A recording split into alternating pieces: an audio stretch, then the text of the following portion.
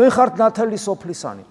მაგრამ ეს სიტყვები სამ მღვდელმთავარს არ ეკუთვნის უბრალოდ. ეს სიტყვები ეკუთვნის ყველას.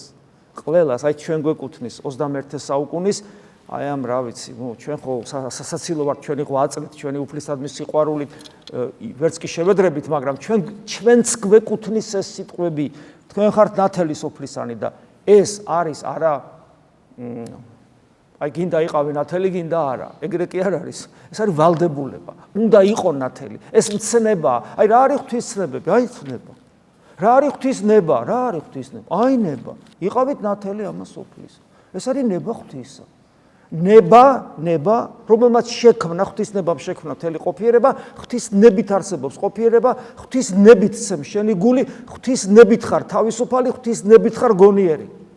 და ღვთისნებით შეიძლება დაიმკვიდროს სასუფეველი. ეხლა მოდი და დაუბაკუნე ფეხები ღვთისნებას და უთხარი, არა, მე ჩემი ნებით მინდა ვიცხოვრო, იცხოვრო. მაგრამ შენი ნება არ არის შემოქმედი, შენი ნებას არ შეუძლია სიცოცხლის შექმნა. შენი ნება არ მოგიტანს თავისუფლებას, ბედნიერებას. გესმით? მხოლოდ ერთი ნება, რომელიც უკავშირდება სიცოცხლეს, ბედნიერებას, სიყვარულს, სიკეთეს, მარადისობას, ეს არის სამყაროს შემოქმედის ნება. სხვა ყველა ნება უკეთურია, თუ მას თანხვედრაში არ არის.